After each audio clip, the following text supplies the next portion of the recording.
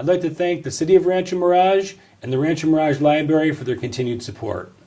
Welcome to the World Report, Global Outlook. Denmark and Italy are fighting back open borders as populism is spreading across Europe. And grisly new details of the Saudi journalists murdered and what will its impact be with relations with the United States. So we know for years that the Middle East and Saudi Arabia has murdered people. And they've taken, people out back. Everybody accepted that as But we've way never of life. seen a grisly murder of a journalist like this, and especially at a consulate. This is going to make relations a little touchy, don't you think? Well, not only in the consulate, it was in Turkey, and it was the Saudi embassy in Turkey and their consulate, and they must have at least known the guy. I can't believe that the king of Saudi Arabia says, I didn't know anything about it, that a Saudi went in there. They said, hello, come on, do whatever you want. Well, what he wanted to do was kill Khashoggi in the most grisly manner. So the thing is, that had to be Saudi Arabia was behind it. And from initial reports, they tortured him and then ripped him limb from limb, That's exactly. which is pretty disgusting. No kidding. And we already have a touchy relationship with Saudi Arabia and Iran and the Middle East right now. So how does Trump deal with this now? Well, like he does everything else, he sent Pompeo, the Secretary of State, over there to meet with the king. And he's very smart that way. He shows that there's still good feeling, but nobody's guilty until they're proven guilty. They're innocent until proven guilty. Well, there's no question that the Saudis controlled their embassies and their consulates, that this guy didn't just walk in the door and start doing this himself. For some reason, they were after this guy, and the fact that he's working for the Washington Post doesn't make it good or bad. He just was somebody that the Saudis wanted to get rid of. And we also have a very touchy relationship with Turkey at the moment. Well, very much so. So this raises a little bit of concern as well. The situation in the Middle East is the worst I've ever seen it. I mean, the thing is, you know who I blame totally? Obama, because we had a good government in Iran, and then Obama forced that treaty down the throat of... well, I think you need to take a step back and even look at George W. Bush for removing Saddam Hussein. Because at least you had a stalemate there between Iraq and Iran. George Bush was a happy guy. I hate to say it, but he wasn't very smart. I don't think he... But do you think that was a wise decision? It was a terrible decision. I mean, as long as you had a balance... they had we had a stalemate there. Well, they had an 8-year war between Iran and Iraq, and they had a stalemate.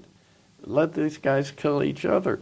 Instead, we took Iraq out of the picture and let Iran, who by that time, previous president had decided to allow the Ayatollah Khomeini to come in and take over from the more normal type of government. Sticking with the Middle East, how close are we to a war between Israel and the Gazans or the Palestinians?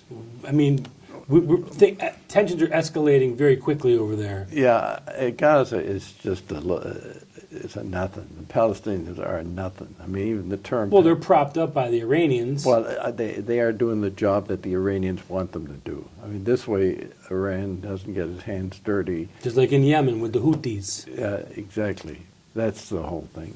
And, the Middle East is the worst I've ever seen it. There isn't a country in the Middle East, and they're talking about the Hormuz Strait. Iran is threatening to close them, so that will just kill the commerce in that part of the world.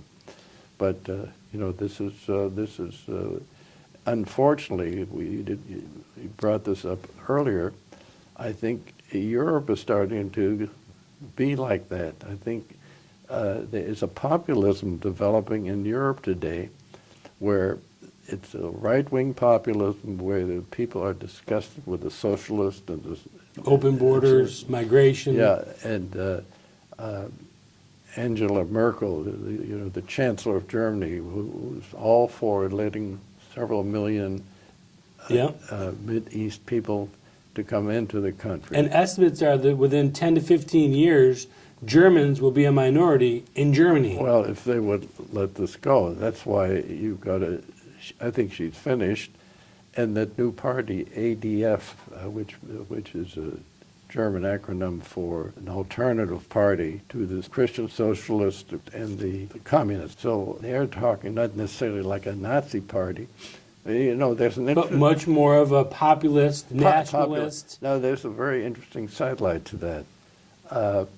You know, after killing all the Jews, Germany now has invited Jews back into Germany, and that mostly the Russians, when Gorbachev came in there and got rid of the Soviet Union, he let the Jews in Russia out, and a lot of them wanted to go to Germany.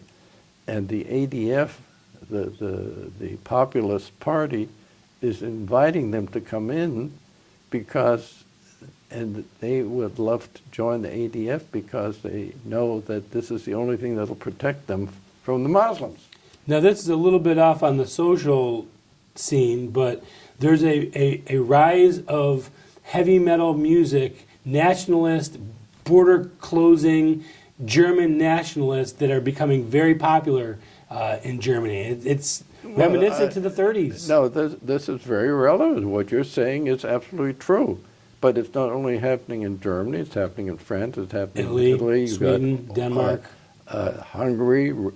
All these countries now say, to hell with these open governments. We want a leader. And bye-bye European Union. I'd like to thank the City of Rancho Mirage and the Rancho Mirage Library for their continued support.